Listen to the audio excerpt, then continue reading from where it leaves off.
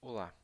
Recentemente está aumentando muito a quantidade de casas executadas nesse sistema que eu tenho nessa imagem, que muitas vezes dizem que é uma casa com estrutura de isopor.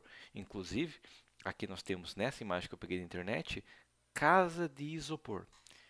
E a primeira questão aqui é o seguinte: isso aqui é uma casa com estrutura de isopor? Não, isso não tem nada a ver com uma casa de estrutura de isopor, ok? Isso aqui é uma casa onde a gente tem isopor, correto? Mas o isopor só serve de forma da nossa estrutura, entendido? A gente não tem um isopor para servir de suporte da estrutura, porque o isopor, mesmo o isopor de alta densidade, que não é o caso dessas casas, porque são isopores de baixa densidade, que tem um custo menor, mas mesmo o isopor de alta densidade não vai ter capacidade de suportar uma laje, ok?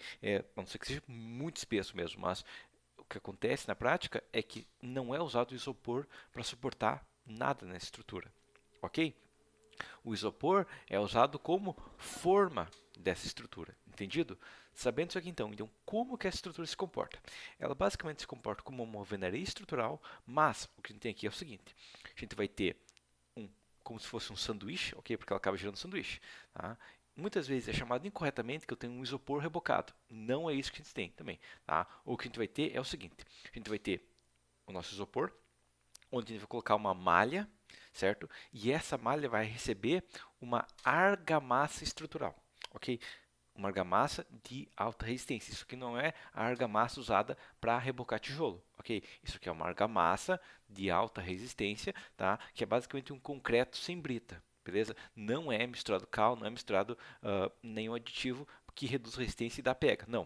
A gente vai estar trabalhando com um concreto sem brita, uma argamassa estrutural. Ok? Entendido isso aqui? E o que vai acontecer? Que depois que entra o concreto e o concreto cura, o concreto vai suportar todos os esforços da estrutura, ou quem sabe 99% dos esforços da estrutura, porque talvez o isopor acabe pegando a mínima coisa. Ok?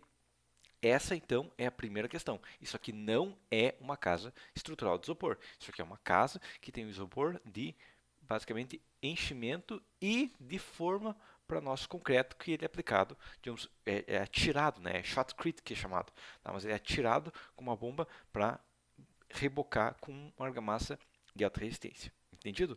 Certo? E entre um painel e outro de isopor vai ter barras ligando os concretos dos lados externos. Ok, primeiro, por que é usado isso aqui? Por que a gente não faz uma parede só de concreto? O primeiro motivo é o seguinte, que quando a gente está falando de uma peça com uma SBUTs alta, geralmente essa parede vai ter uma SBUTs alta, a gente está falando de uma SBUTs maior que 90, geralmente nessas paredes, o que vai acontecer é o seguinte, que quanto mais longe do eixo, maior a resistência que uma peça dá para uma estrutura. Tá? Isso a gente consegue ver claramente no caso de uma régua comparada a uma caneta. Você pega uma régua, ela não tem todo o material da régua. Se você for olhar uma régua, ela é muito fina. Então todo o material da régua está bem próximo do meio. Consequentemente, o material de uma régua estando tão próximo do meio, uma régua vai naturalmente fumar. Então a régua é muito fina aqui, ó, ela não tem espessura aqui e ela naturalmente ela vai dobrar, tá? Tranquilamente você pode apertar uma régua e ela vai dobrar. Agora, se você pensar uma caneta vai ter, digamos, uma seção de concreto, né? Uma área de uma seção de plástico, no caso, uma área de plástico similar, mas ela é redonda e todo o material da caneta está longe do centro. É um tubo, né? No meio do tubo não tem nada. Então, você não consegue apertar uma caneta e quebrar ela tão fácil, ou dobrar ela tão fácil quanto você dobra uma régua. Ok? E o mesmo princípio se aplica para essa parede de argamassa armada. Ok? Então o que vai acontecer é que no meio não vai dar resistência praticamente nada, vai dar uma pequena resistência, mas é mínimo. Quanto mais longe do centro, em peças esbeltas, a gente está ganhando resistência ao quadrado da distância do centro, ok? Então a gente quer uma parede onde a gente vai ter todo o material longe do centro e assim dando uma resistência maior. Tá? Essa é a primeira questão sobre essas casas de argamassa armada rebocada sobre o isopor, ok? Agora, outra questão sobre esse tipo de casa. Como é o dimensionamento dessas casas? O dimensionamento dessas casas é praticamente, claro, tem pequenas diferenças de modelo e tudo mais, mas é muito próximo de uma estrutura de alvenaria estrutural. Ok? Basicamente, isso aqui é uma forma de uma parede, é uma parede corrida, né? É uma estrutura de pilares corridos, uma parede de concreto. ok? Da mesma maneira que uma alvenaria estrutural de concreto também é como se fosse uma parede corrida de concreto, ok? E o princípio vai ser similar. Claro, ela é armada, então ela acaba tendo uma certa resistência à tração de um dos lados sempre, ok? O bloco de concreto pode ou não ser armado, ok? E a outra diferença que a gente tem em relação a essa estrutura é que ela, como toda, na verdade, qualquer alvenaria vai seguir esse princípio, mas ela vai ter resistência principalmente nas quinas, ok? Então, essa é uma vantagem que ela tem. Agora, uma desvantagem que ela tem em relação a uma alvenaria estrutural de blocos é que eu não consigo reforçar mais ela, ok? Ou seja, eu vou ter uma resistência fixa. Eu vou lá e vou calcular e eu vou ter uma resistência fixa. Eu não tenho muitas opções para aumentar drasticamente a resistência dessa peça. Tá? Eu até posso colocar mais aspas, isso geralmente não é feito. Então, o que acontece é que eu tenho uma resistência fixa que é diferente de uma parede de alvenaria estrutural. Okay? Se eu for pensar num bloco de concreto, okay, eu posso colocar um ferro de 8 milímetros nele para encher de grout. Ou eu posso colocar um ferro de 16 milímetros nele e preencher de grout. E o ferro que eu colocar vai dar uma resistência maior ou menor para a estrutura. Isso não acontece na argamassa armada, porque ela trabalha basicamente com uma malha e quase sempre com a mesma malha por fora de toda a seção. Tá? Existem alguns casos, tá? Mas aí é uma questão que é mais um gasto que não compensa, na maioria dos casos, onde é feito pilares nas pontas. Tá? Mas nas pontas é o ponto mais rígido já da estrutura, onde não existe essa necessidade. Okay? Nas quinas, uma parede basicamente trava a outra. E é nesses pontos que tem a rigidez maior. Por que eu falo isso? Mesmo princípio de alvenaria estrutural. O que vai acontecer? Lembra o efeito da régua? Pois é. Então, uma régua, ela sempre dobra, tá? Mas o que acontece? Que uma parede, ela pode dobrar que nem uma régua. Então, você tem uma parede aqui, ó, ela pode dobrar que nem uma régua. Porém, se essa parede está em conexão com outra parede, o que vai acontecer? Digamos que ela vai tentar dobrar, a outra parede vai travar ela, vai impedir ela de dobrar para o lado. E, consequentemente, os pontos mais rígidos da estrutura vão estar nas quinas. Ok, isso vale para qualquer alvenaria estrutural. Onde é suportado as cargas horizontais, como as cargas de vento, por exemplo, nas quinas. Ok, então a gente tem que planejar muito bem onde vai ter essas quinas e um projeto desse tipo de obra. Ok, assim como um projeto de alvenaria estrutural ou um projeto de qualquer outro sistema de estrutura corrida deve ser pensado já no arquitetônico como que vai ser as quinas, ok? Muitas vezes, uma pequena modificação no arquitetônico pode enfraquecer muito a estrutura. Por quê? Muitas vezes eu tirei uma quina que eu precisava naquele ponto, ok? Muitas vezes eu tirei um travamento da estrutura e aí complicou. Entendido? Mas basicamente esse é o conceito aqui.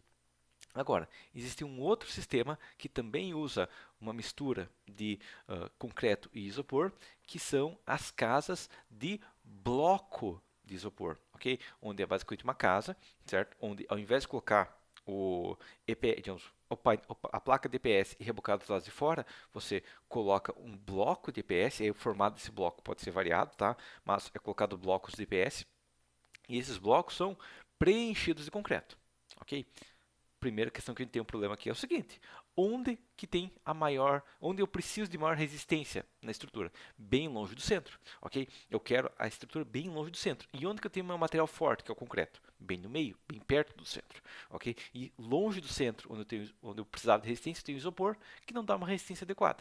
Então, a primeira coisa que a gente vai ter é que esse bloco vai ter uma desvantagem estrutural, né, se for comparar de otimização estrutural, em relação a uma parede rebocada. É possível fazer com isso aqui? Sem problemas. É possível dimensionar isso aqui, porque isso aqui tem outras vantagens. Primeiro que, como a gente tem uma camada de reboco que vai vir por fora, desse reboco não é estrutural geralmente, isopor, concreto, isopor e reboco, a gente tem 5 camadas diferentes. Quanto mais camadas diferentes, melhor a isolação térmica e acústica de uma estrutura. Então, o que acontece, como tem várias camadas de materiais diferentes, o que vai acontecer é que isso aqui vai dar um isolamento muito bom para a estrutura. Isso é uma vantagem considerável. Agora, a desvantagem desse sistema aqui é que geralmente as paredes vão ficar mais finas. Ok? Se você já leu a norma de alvenaria estrutural, você sabe que a esbeltez limite vai ficar entre 24 e 30, dependendo dos casos, tá? Mas mesmo o máximo que interessa é a esbeltez de 30. E geralmente as paredes passam desse limite. Geralmente as paredes vão ter um enchimento interno de 6, 8 centímetros, ok? Para um pé direito de 2,80, 3 metros, o que vai dar uma esbeltez maior. Vai dar uma esbeltez próxima de 40 ou até mais. E aí, consequentemente, você me pergunta, tá, mas como que essa estrutura resiste? Bom, lembra o que eu falei sobre os VLTs? Pois é, a mesma coisa vale ainda para a estrutura aqui, ok? Onde que vai estar a resistência uma estrutura desse porte com a parede fina? Nas quinas, ok? E nesse caso aqui, as paredes centrais não dão resistência praticamente nenhuma, ok? Então, esse sistema aqui também é outro sistema que deve ser planejado muito bem. Tem paredes, ok? Panos grandes de parede pode ser um problema de sistema estrutural, ok? É possível correr uma falha tranquilamente num sistema desses que não for planejado adequadamente, não tem um vão onde é uma parede plana muito grande, porque essa parede corre risco de flambagem quando ela está travada por quinas, ok? E aí todo o dimensionamento desse sistema aqui é feito através das quinas, ou seja, eu vou ter basicamente quinas, certo, ligadas por paredes, mas as paredes longe das quinas não estão ajudando a suportar a estrutura. Então muitas vezes as paredes vão servir para mandar as cargas para as quinas, ok? E as quinas sim que dão resistência, ok? Por quê? Porque uma parede trava a outra. Onde você tem uma parede, tem outra parede, uma parede impede a outra deslocar e vice-versa. Ok? Essa é a principal vantagem, que se você falar com qualquer engenheiro de estrutura metálica, ele sabe isso aqui faz décadas, mas que agora que está surgindo aí, para quem trabalha com concreto armado, essa ideia que quinas que dão resistência, né, que são as dobras, que são os pontos onde não tem uma peça reta que me dá resistência. Entendido? Esse é um sistema que está começando agora no Brasil, tem muitas coisas que estão sendo planejadas, tem vários sistemas de blocos que estão sendo utilizados e é um sistema novo, ok? Esse sistema também que poucos engenheiros sabem trabalhar atualmente. Por que eu falo pouco? Porque a alvenaria estrutural ainda está começando no Brasil, ok? Geralmente, a maioria dos engenheiros nem vai ver durante a faculdade a alvenaria estrutural, ok? E esse sistema aqui, ele é similar à alvenaria estrutural, mas com elementos novos, ok? Muitos elementos que a gente não estuda nem perto da faculdade, ok? E que é necessário saber, certo? Existem materiais na Europa e nos Estados Unidos sobre ele, mas basicamente a questão que eu recomendo, se você é engenheiro civil e você quer começar a projetar esse tipo de estrutura, é estuda pelas normas europeias, tá? A gente tem um pouco de não é realmente normas específicas europeias, a gente tem alguns catálogos, um Abacus e a gente tem um pouco mais de referência parte europeia. Tá em inglês? Sim, aprenda inglês, ok? E também o que eu recomendo é estuda pela NBR 15961, NBR 15812, que são da venda estrutural, que você vai seguir várias regras similares a essa estrutura, ok? E por final, você está com dúvida desse tipo de obra? Esse tipo de obra pode até parecer simples, tá? Mas o que eu recomendo é que quando você vai começar a planejar uma estrutura dessas, converse com um profissional que você conheça, que sabe de ensinar ela, ok? Talvez você não tenha na região, mas busque, ok? Porque muitas vezes uma pequena modificação na concepção desse tipo de estrutura pode ou não gerar uma economia considerável. Por exemplo, esse bloco aqui pode ser de uns. Como é que eu tenho escolha de ser de 6 ou de 8 centímetros? Se eu fizer ele de 6, eu estou economizando 25% do concreto gasto na obra, o que é um consumo considerável, né, das paredes. Economizar 25% do concreto das paredes é muito concreto, ok? Então, é uma questão que deve ser planejado muito bem, tá? E isso, conforme o mercado vai crescendo, vai começar a surgir esse conhecimento. Mas, por enquanto, ele está no começo, certo? E sempre lembrando, isso aqui não é uma casa estrutural de isopor, isso é uma casa de concreto com forma de isopor, beleza? Mas, por enquanto, seria isso. Até a próxima.